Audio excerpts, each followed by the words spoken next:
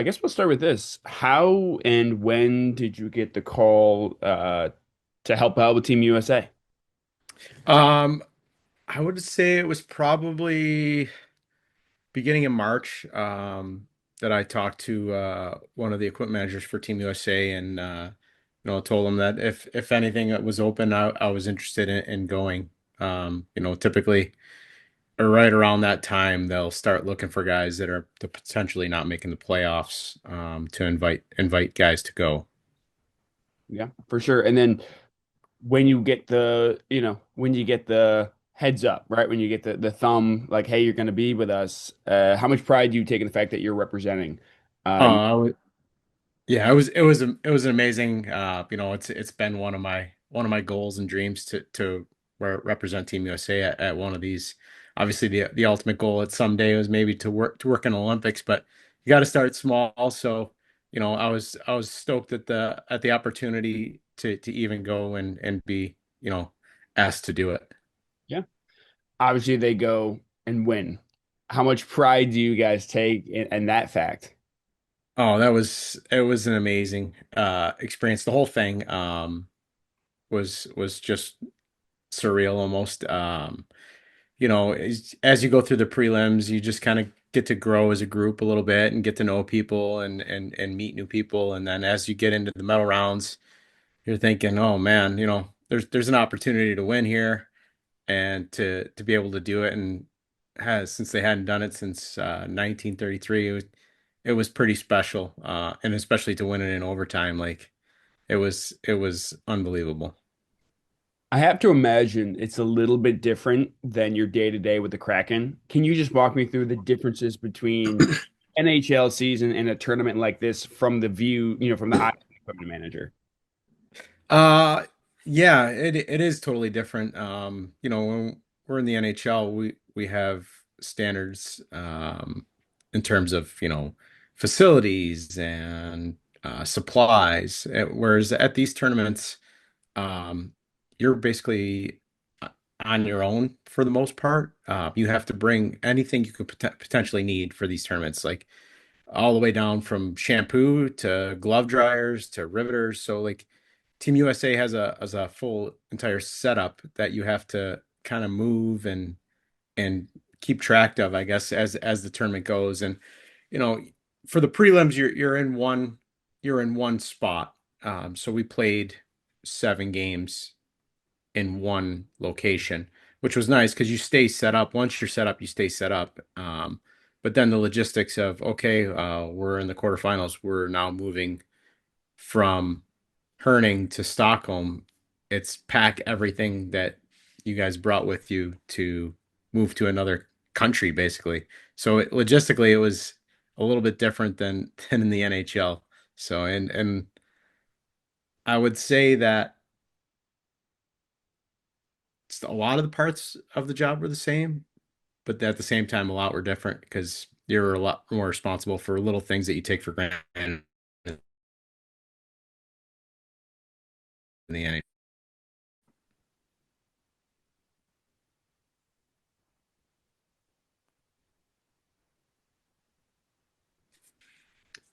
Sorry, you froze there a little bit at the end, but I Yeah. think um so you're from Rochester, obviously. You got your start here. What can you remember about your first days in the business with the Amerks with Pete Rogers? Oh man, that was a long time ago. I would say I probably started early 90s just as a kid, just helping out, filling water bottles, changing trash cans, just doing whatever I could to to help out because I just loved hockey. I was at the rink anyways. My parents brought me to Amerks games since I was a little kid, and just to be involved was awesome. So, and I owe that all to Pete for giving me the opportunity to come and just start small with the team and grow as we went. To look back at it now, is it kind of crazy to you? Like you were, that young working with an AHL team pretty, at least from what I read, pretty intensively. Yeah, like I said, I started small, but then as the years go on, now I'm starting to, go on road trips and like there'd be times, okay, well, the team would leave on Wednesday, but there's a road trip. They play Friday and Saturday in another city. There would be times where I would actually go and catch rides with Kevin O'Klubja from the newspaper to meet the team to you know be able to do more games as I could. So it was fun. Back then was it was surreal, I guess. Um, Being able to help out a professional team and potentially, maybe expand it into a career. For sure. And speaking of that, that early start, how did your son get his start alongside you? What were those first days like in a similar vein? He started out just kind of helping out same way I did. He would come down to the rink, just help out, straighten up stuff, fill water bottles, same type stuff that I did. And then as we came out here and I needed I needed a locker room attendant for the visitors, he started just working every game, helping out the visitors and helping out the home team. And then from there he grew and went to Rapid City on his own. So I tried to convince him not to stay in this business because it's a tough business to be in. You're away from your families a lot and you miss a lot of things, but his love for hockey, I couldn't stop him. How much pride do you take in the fact that, he did sort of follow in your footsteps? Of course, you helped him, but he did sort of blaze his own path. That was the thing, right? Like I didn't want it to be, well, you're here because your dad. So he actually went out and he was here for me as a game night helper, but he went out on his own and got his own job in Rapid City and went out on his own. Yeah, I got a lot of phone calls and, hey dad, how do you fix this? Hey, how do you fix that? But for the most part, he learned on the fly and took it under his own responsibility to grow in the position that he took. For sure. And do you guys, I know you mentioned it's a business where you're on the road constantly, you're traveling. Do you ever get a chance to visit where you started back here in Rochester? It's been a few years since I've been back. I still have my parents and all my family still in Rochester, obviously. So I do get back every now and then, but it's especially now being all the way out on the West Coast, it's a little harder to get back. For sure. In your mind, yeah, I imagine, right? West Coast to you couldn't actually get further apart, even if you wanted to. In your mind, what's one thing or a couple things, the big thing that you think most people don't understand about being an equipment manager in the NHL? A lot of people see us standing on the bench and, watching games, being close and hanging out with the guys, and they think, "Oh man, that's a cool job. I'd like to have that." But in reality, it is a cool job, but the hours that we put in and the time away from home and family and birthdays is a real thing. Like I probably spend in the NHL as does everybody else, probably about 14 nights a month in a hotel room. So just being away from home a lot, I guess, is the part that people don't really see or understand, or the amount of hours it takes you know, to move a team from city to city. There'd be nights where we don't go to bed till 4 in the morning, and then we're up at 7:30 for practice the next day. For sure. So I have to imagine then, not to, jump back to your son, but it's got to be pretty cool to, now that you are on the road, you sort of have him there with you at times. Yeah, he doesn't travel full time, but he does make some road trips, so it's nice to have him with me and to teach him, the right way to do things. So for that, I'm grateful for sure. Never in a million years did I think we'd be working together in the NHL. And when Ron Francis asked if Anthony would be interested in coming to help out, I couldn't have been more proud. Yeah. What's been your favorite memory along this journey, whether with the Preds or with the Kraken beforehand? Just your favorite memory being kind of in this industry, so to speak. Um, I would say my favorite, most proud memory was the day I got the call to join the Kraken as the head equipment manager. I guess that was the ultimate goal when I started all the way back in '98.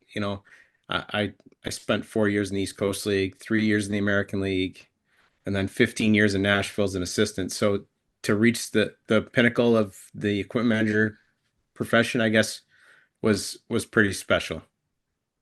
For sure. Just to jump back to Rochester real quick, you mentioned you're traveling with Kevin O, right? You're traveling with the newspaper at times. Can you remember at all those first road trips? You mentioned at first you weren't traveling with him too much. Your first road trip or first couple ones, like, was there a level of nervousness to it at first?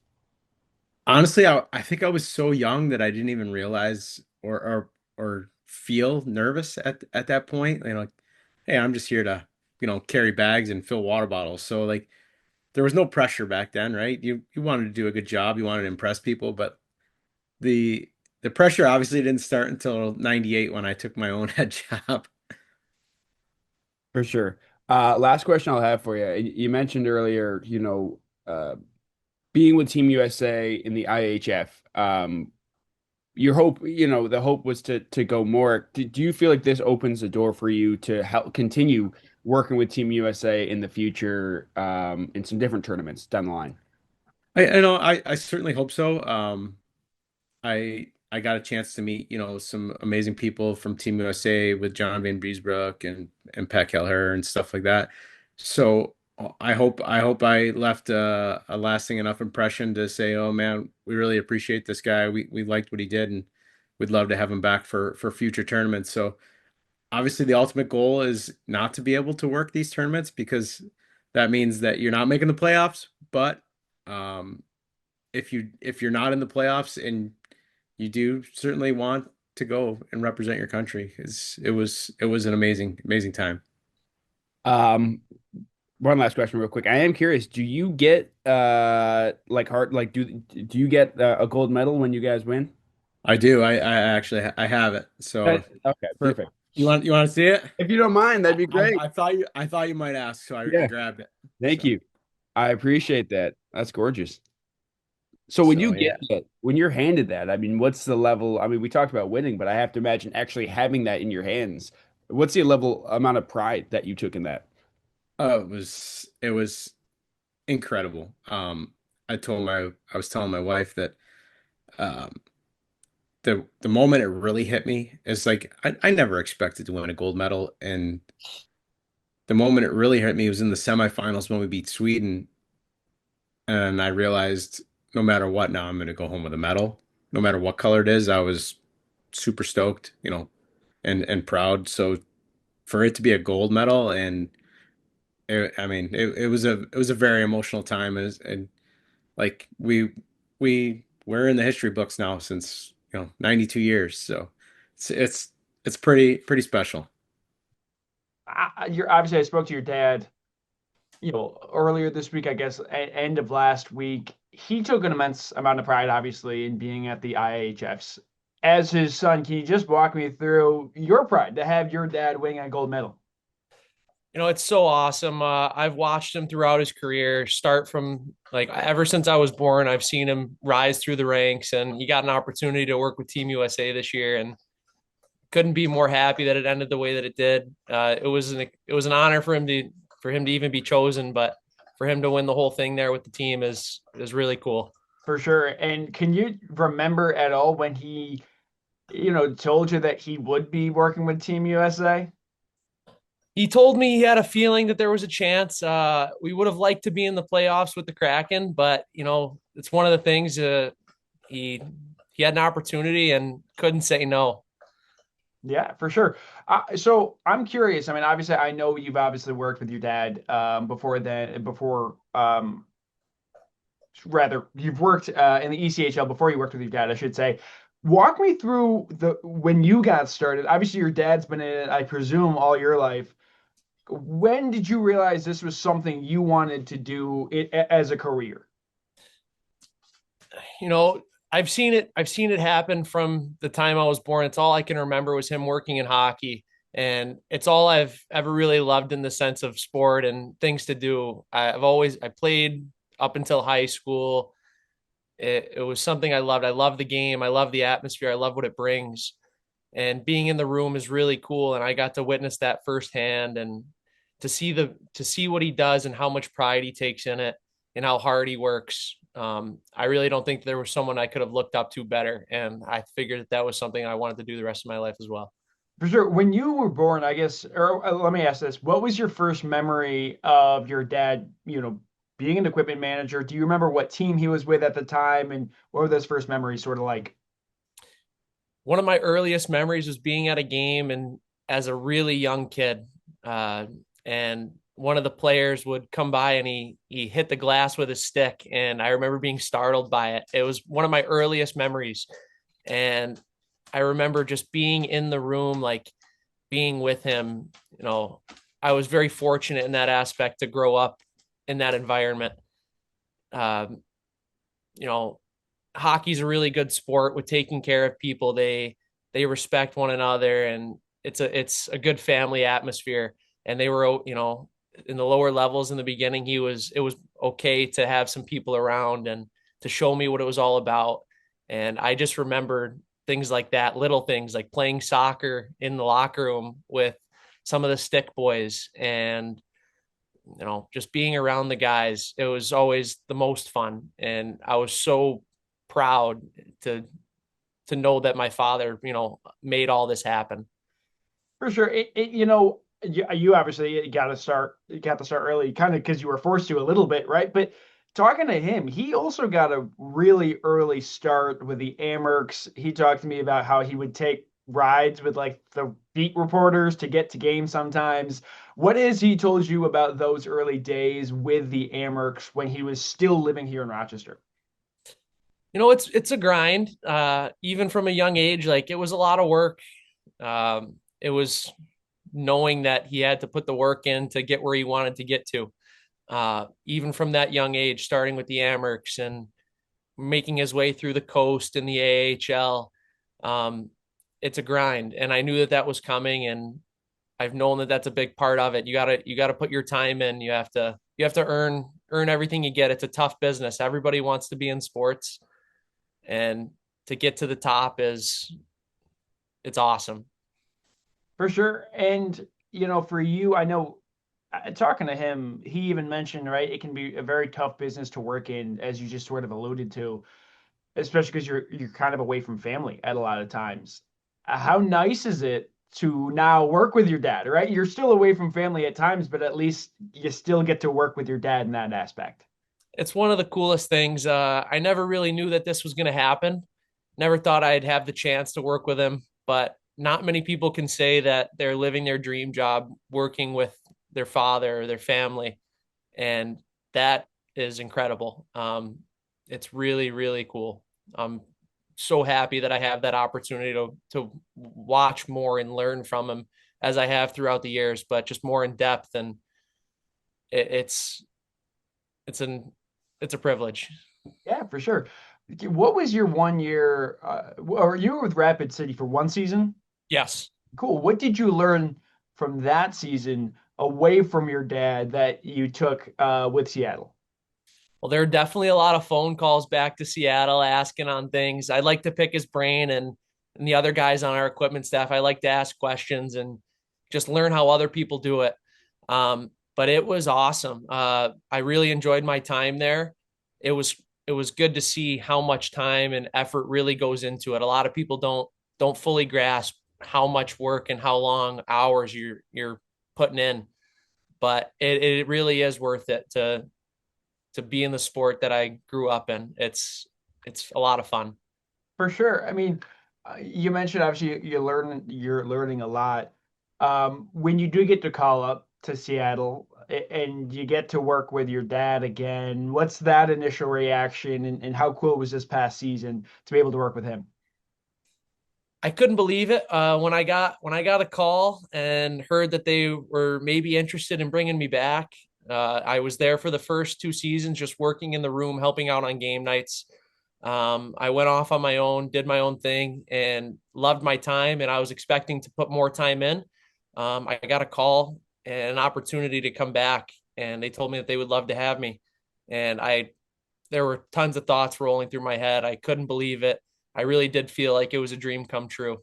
Mhm. For sure. How many times since winning gold, has your dad bragged or showed the medal off to you? There's definitely been some showing off of the gold. Uh, it's cool to see, even with just having it around and talking about it. It feels surreal. It doesn't feel like it actually happened, but I'm sure I'll be hearing about this for quite some time. Every time that I want to pick up the medal, he lets me know. He says, "Oh well, did you win it?"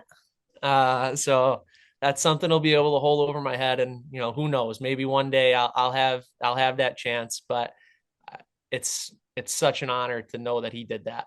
For sure. I am curious because I'm texting you. You have a Rochester area code. So how like do you ever get to visit Rochester? What's your history with being in Rochester, if at all? Just sort of. I know he obviously was born here and raised here, but what's your connection to Rochester in some sense?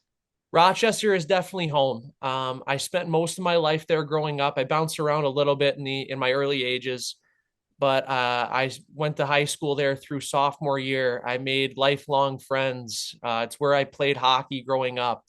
Um, I love going home when I can to see family and eat garbage plates, and it's my favorite. I love going back as much as I can. In our business, it's definitely tough.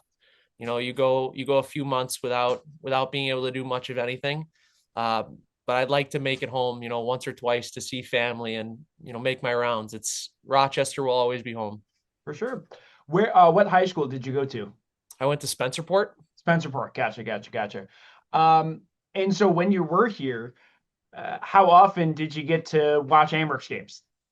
I definitely made my way out to a few Amerks games. Growing up in Rochester, there's a lot of Sabres fans around, and with my father working with the Predators for 15 years, I made it known that I was a Predators fan, and I had lots of friends who were big into hockey, and they let me know that the Sabres were always superior, and it was always something that was there. It was nice to have you know it was cool to have something a little bit different but connect on it and rib each other a little bit. Yeah, absolutely. I gotta ask. I mean, I don't know if you have kids or anything, or planning on to have kids. Are you gonna have? Is there gonna be a third generation of equipment managers in the Camelio family at some point? You never know. One day I like to hope that my son or my daughter, whoever, whatever I have, I want them to share the passion that I have with hockey and all that it's given me. Um, I really couldn't imagine my life without hockey, and I owe that all to my father. I hope to pass that down one day. For sure. Last question I got for you. I mean, as you guys are working together, or I guess second to last question I have. As you guys are working together, how much of it do you have to stop yourself from, okay, this is a father-son moment to coworker, boss, employee moment? Do you guys ever blur those lines? Yeah, I think that there's times where we get on each other a little bit as father and son. I like to give it to him a little bit. Maybe I take some liberties there, but I think it's good for everyone around to lighten up a little bit. Sports can be high pressure sometimes, and him and I have always had a great relationship, and we've been able to work off each other in that aspect sometimes. But it's fun. It's a lot of fun.